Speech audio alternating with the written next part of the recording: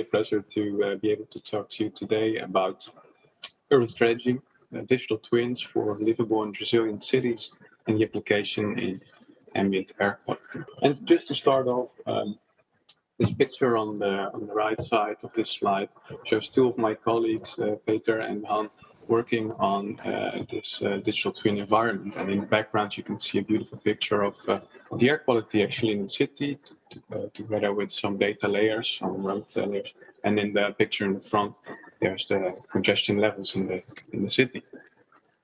And this really nicely illustrates, from my point of view, the way these digital twins could help policymaking. So my talk today will be shortly about TNO, about the urban challenges that we face in our cities. What is urban strategy exactly, and how do we simulate air quality within this instrument? And then I want to dive into some examples of use cases, starting with the integral urban planning in the city of Amsterdam, showing how we deal with real-time air quality data, and then two other cases abroad, one in Germany, we're looking into NO2 emission reduction strategies, and one in Asia, Singapore, for zero emission strategies for buses. So to start off about TNO, it is the largest independent research and technology organization in the Netherlands. We have about 4,000 colleagues of mine. We were founded by law in 1932, which is the peak of the Great Depression. And our mission is to create impactful innovations for the sustainable well-being and prosperity of society. So our slogan is also innovation for life. So what we really try to do is capture these scientific approaches, make them applicable, and bring it back to society, basically. So to go straight on with these urban challenges, and I'm sure these, many are familiar to you. So we're facing urbanization, densification in cities, an aging population, also scarcity of public space. So public space combating about different functions. Of course, decarbonization, energy, accessibility, and equity, and the housing challenge, particularly in the Netherlands, but also in other European cities. And today, we, of course, will dive into the air pollution challenge. And what we see around us is that these cities are increasingly complex systems, which is simultaneous transitions in multiple domains, which are also increasingly intertwined. So think about, for example, the mobility domain and the energy domain. It's almost impossible to picture them apart nowadays. And this means that we need a balanced and integral approach to form future-proof policies. So imagine solving one of these urban challenges just from one perspective could lead to, well, maybe a suboptimal solution, or even introduce new problems in different areas. Okay, so how do we deal with so many challenges? How can we deal with this complexity? But we like to say, with urban strategy, which is a unique multimodal domain digital twin approach for interactive and integral urban planning, we like to say we try to make this complexity manageable. And just like in the picture to the right, you can see this triangle, which is the urban strategy framework, basically. And we managed to integrate this data, the visualization, and the analytics. So these are your simulation models in one solution. And it allows you to construct realistic digital replicas of the real world. These are these digital twins. And it is very useful because in these digital environments, you can try out a variety of policy measures and explore the impact integrally. Very special about urban strategy, in my opinion, is that we also utilize high-performance computing, which results in a very large scaling potential. And in essence, it means that we're able to really, really quickly use this data and visualization and analytics integration, but also within our simulation models, we highly optimize them for calculation speeds. And this is useful because then you can explore a wide variety of different solutions because you have this speed advantage in your calculations. Well, And that opens up, of course, the possibility to interactively explore the solution space to help accelerate resolving these societal challenges. And I can especially recommend the paper I noted in the bottom, explaining this framework. So with this digital twin approach, you will get situations like this. So you stand around a touch table, interactive touch table, together with different stakeholders, looking at your digital environment and exploring what if we change certain aspects of our cities. And directly, you can then see the impacts on mobility, air, and so on. So this is a subset of all the analytics, so the simulation models within urban strategy. So you can see parts of mobility, demand, also assignment, for example, also active modes like cycling and walking.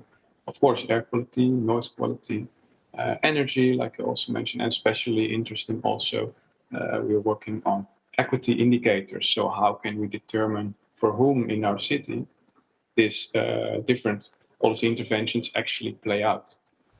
Well, and of course, today we will focus on the air quality. So let's dive in. And just like we saw, we have these emissions from traffic leading to different pollutants, carbon dioxide, nitrogen oxides. But when we look at health impacts, well, just like presented by the previous speakers, we saw that especially NO2 and the particulate matter are source for the health impact. So also in my presentation, I will focus on these ones. Also a nice takeaway maybe from the first presentation is that when we see that this PM 2.5 gets, these norms will be stricter, you can imagine this will be quite high on the agenda, probably also for cities, because then how do we meet these requirements in cities? Quite a challenge. So how do we do it in urban strategy? Basically, we start off with the spatial planning. So this is where are your houses, your jobs, your amenities, and so on. And from this, you can get your transportation demand, so where people want to travel. And then if you confront this with your transportation network, so these are the lines on the left is the road layout in Amsterdam, and to the right is the public transport network.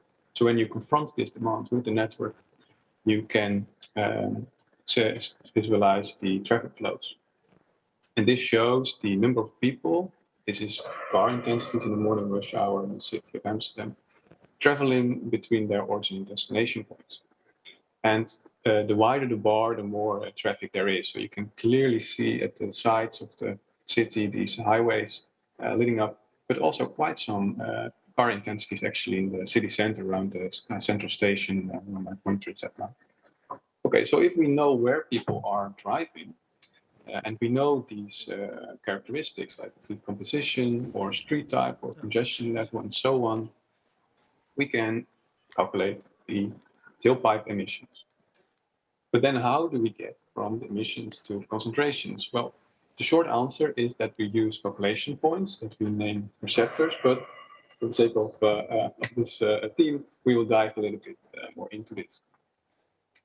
So how this works is basically we take the road network, and I draw two road segments here, and we place a receptor at a certain distance. And then we chop off these road segments in sections of 10 meters. And we assume that every 10 meters will be, well, an emitter.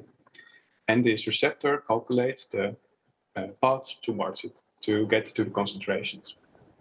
But in order to do that, we're missing a large piece, which is, of course, the dispersion effects from this road to the receptor point. Well, and we have two standard calculation methods for this. So this was approached in a wind tunnel where they would create or recreate this urban form, and then see, okay, how does the dispersion occur?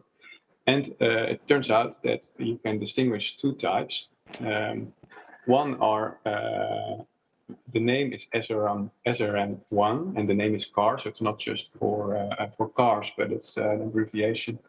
But you can say, well, we have these urban roads with the urban form, with speeds lower than 70 kilometers per hour. And in those cases, you can define 4 typologies in the picture to the left. The street canyon effect is actually the predominant effect for dispersion, where for roads like the rural roads or highways with higher speeds, you can approach this like a chimney. And that's what we mean with the Gaussian plume in the SRM2 method. But I will dive into that later on. So really shortly, this is how you calculate that from a formula. I will not go into all the details, but you can see these different typologies are captured in some parameters. So we captured the dispersion effect in parameters. But then what's especially interesting from this formula is that the concentration of the road emissions also is influenced by a tree factor. Okay, so let's look into the picture to the right. We can see that when you have some trees alongside the road and they're quite sparse, you have a factor of 1. But when you place them a little bit closer to each other, within 15 meters, this will already go up to 1.25. And when they're actually touching the branches a little bit, you will have 1.5. Okay, well, think about combating urban heat, for example, also quite a challenge given the climate change impact in cities. Then planting trees is a great way to mitigate these heat spreads. But from this formula, we can see that it will impact your concentrations from the road, well, big time. So that's a really nice way to also illustrate how important it is to approach these kind of design challenges in an integral way. Well, back to the different methods, the Gaussian plume. Again, a nice formula. This is just actually a way to to calculate these type of Gaussian plumes. And of course, wind is one of the factors. And maybe a good takeaway is that this is like a chimney. And the height of this chimney is, for example, influenced by nose barriers, for example, lifting up this plume. Okay, so this is how we calculate that. So back to our receptor, it now knows these road segments, it knows the fleet characteristics, the intensities, and it knows when to calculate through the SRM1 or the 2 method. So it is calculating quite a lot. Well, let's bring it back to the digital twin. And here it is sitting with some colleague receptors in the park in Amsterdam. And when we zoom out, we can see there are quite a bunch of receptors. And we can zoom out even further, and I think, well, you know where this is going. It basically laid out the entire city of Amsterdam with these receptor points, approximately 500 square kilometers, with just over 800,000 of these receptor points. Well, and then just imagine the number of receptor and source combinations you would have there to be calculated. Quite a challenge. Well, we have this emission, we have our receptors, so finally we can get to these concentration maps, in this case the NO2 air quality map. And the calculation to get from the traffic flow to this concentration map on this scale just to 34 seconds. Well, and that's quite interesting because given the speed advantage, we now can explore tons of variants of policy measures and truly explore these the solution space. But then if we know, of course, the concentrations at the different locations, we can attach some other data sets, for example, buildings, and then see what is the exposure to the facade of the building. And then if you know how many inhabitants there are, which are approximately 500 in this building highlighted in this picture, we can go to, well, potential also health impact effects, such as people above a certain threshold.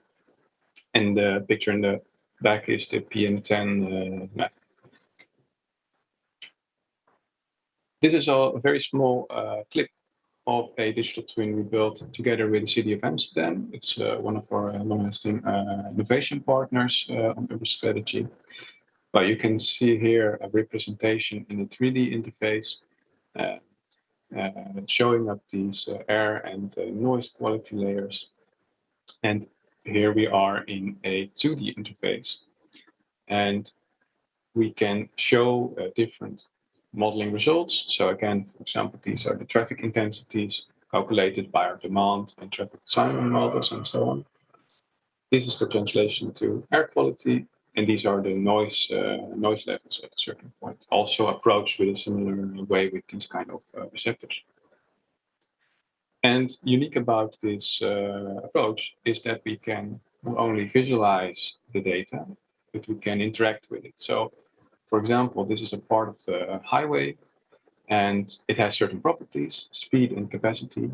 And in this example, my colleague is closing off the highway.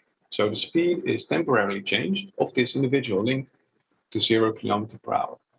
And then we will see it is enabled with a touch on the touch table.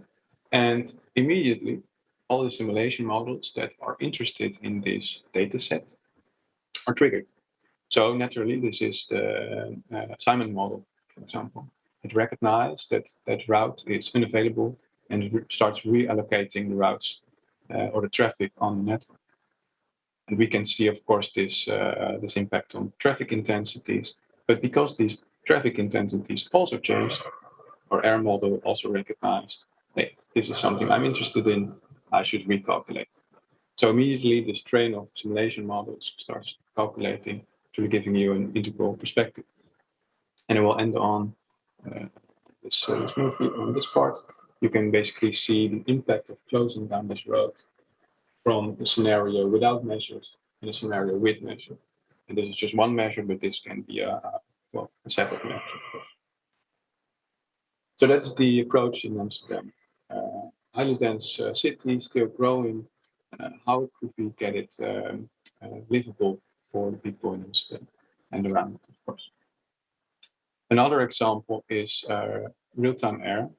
So this is a bigger area, and here you can see we pass through time. So this is the morning rush hour, showing the sources lit up, and going through time to show actually some more dynamic data. Well, it's a little bit stuttery, it seems, but let's go back to this morning rush hour.